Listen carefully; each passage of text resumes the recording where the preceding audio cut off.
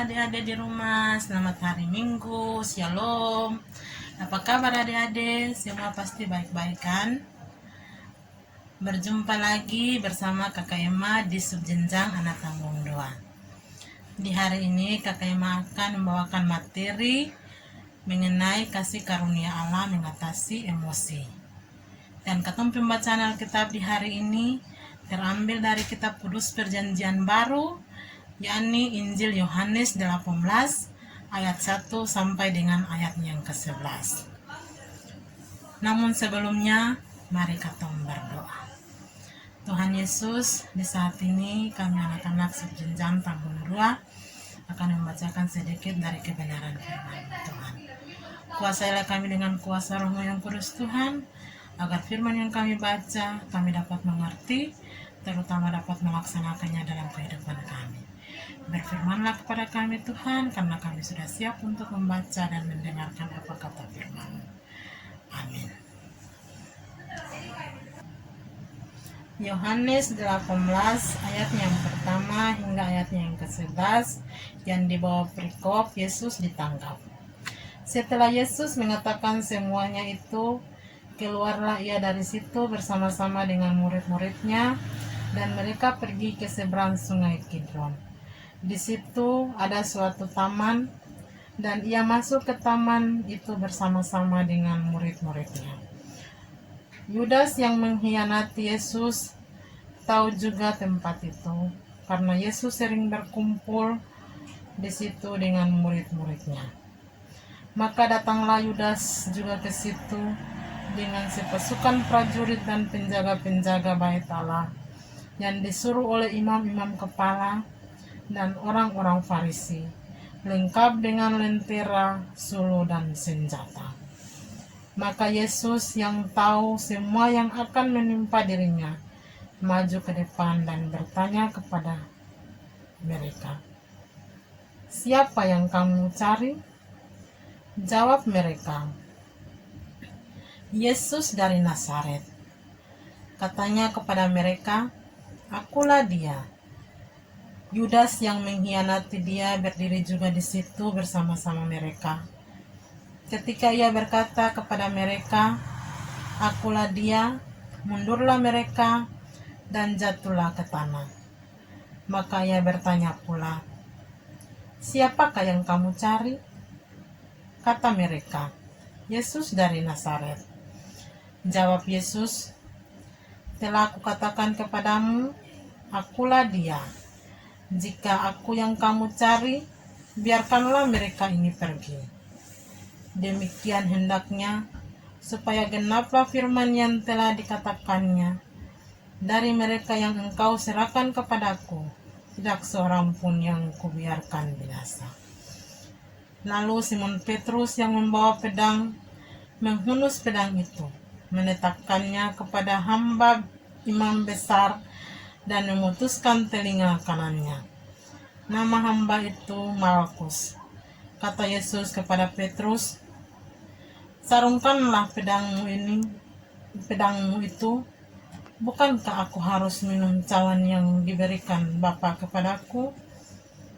Demikianlah firman Tuhan. Nah adik-adik, di hari ini Kakak Emma akan menjelaskan 3 hal. Yang pertama, menjelaskan situasi di saat Tuhan Yesus ditangkap.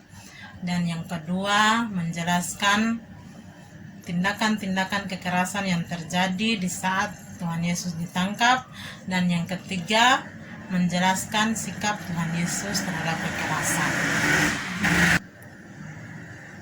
Situasi di saat menjelang Tuhan Yesus ditangkap sangat menegangkan. Suasana yang sangat mencekam. Di saat Tuhan Yesus bergumul, ketika ia berdoa di Taman Getsemani, dalam doanya ia meminta, "Biarlah cawan itu berlalu daripadanya, tetapi jangan menurut kehendak Tuhan Yesus, melainkan menurut kehendak Allah Bapa di sorga." 3 kali Tuhan Yesus berdoa, ia meminta hal yang sama. Namun kehendak Allah Bapa yang jadi, Tuhan Yesus harus meminum cawan penderitaan itu sebagai karya penyelamatan bagi manusia dan dunia. Yesus berdoa dan bergumul dengan Allah Bapa di sorga. Para murid yang lainnya tertidur, yakni Petrus, Yohanes, dan Yakobus. Yudas Iskariot yang mengkhianati Tuhan Yesus, ia membawa imam-imam kepala serta sepasukan prajurit dan penjaga-penjaga bait Allah bertujuan untuk menangkap Tuhan Yesus. Setelah mereka sampai, Tuhan Yesus bertanya kepada mereka, "Siapa yang kamu cari?" Jawab mereka, "Yesus dari Nazaret." Jawab Tuhan Yesus, "Akulah dia." Yudas Iskariot yang mengkhianati Tuhan Yesus yang ada di situ, dia maju dan mencium Tuhan Yesus. Dia memberi syarat bahwa dialah orang yang harus mereka tangkap. Nah, adik-adik, reaksi para murid di saat Tuhan Yesus ditangkap adalah dengan emosi mereka ingin memberi pembelaan kepada para tentara yang hendak menangkap Tuhan Yesus. Petrus yang membawa pedang di situ, dia menghunuskan pedangnya ke telinga besar imam besar Malkus, sehingga putuslah telinga imam besar Malkus. Tuhan Yesus memarahi Petrus. Tuhan Yesus menyuruh Petrus untuk menyarungkan kembali pedangnya. Dan Tuhan Yesus berkata, "Barang siapa bermain dengan pedang, dia akan binasa oleh pedang." Dengan ditangkapnya Tuhan Yesus, para murid dalam kondisi ketakutan, sehingga mereka melarikan diri dan menyelamatkan diri mereka masing-masing. Tuhan Yesus kepada Petrus sebagai bukti dan peringatan untuk tidak membalas kejahatan dengan kejahatan, kekerasan dengan kekerasan, sebab akan menimbulkan kekerasan dan kejahatan yang baru. Penegasan Tuhan Yesus memberikan teladan bagi kita semua, supaya apabila kita dalam menghadapi sebuah masalah, jangan dengan cara kekerasan atau emosi, tetapi kita perlu ketenangan pikiran dan meminta hikmat Tuhan supaya kita dapat menganalisa masalah yang kita hadapi dan mencari jalan keluar supaya masalah yang kita hadapi terselesaikan dengan baik. Tapi pentingnya kita meminta tuntunan Roh Kudus agar kita menjadi orang-orang yang tidak cepat terbawa emosi. Nah, adik-adik, emosi adalah luapan perasaan, baik itu gembira, sedih, ataupun marah. Selama perasaan itu baik apabila kita melakukannya secara positif agar tidak menimbulkan dampak yang buruk bagi kita. Demikian ketemu materi di hari ini, dan untuk menutupnya mari kita berdoa. Kita berdoa.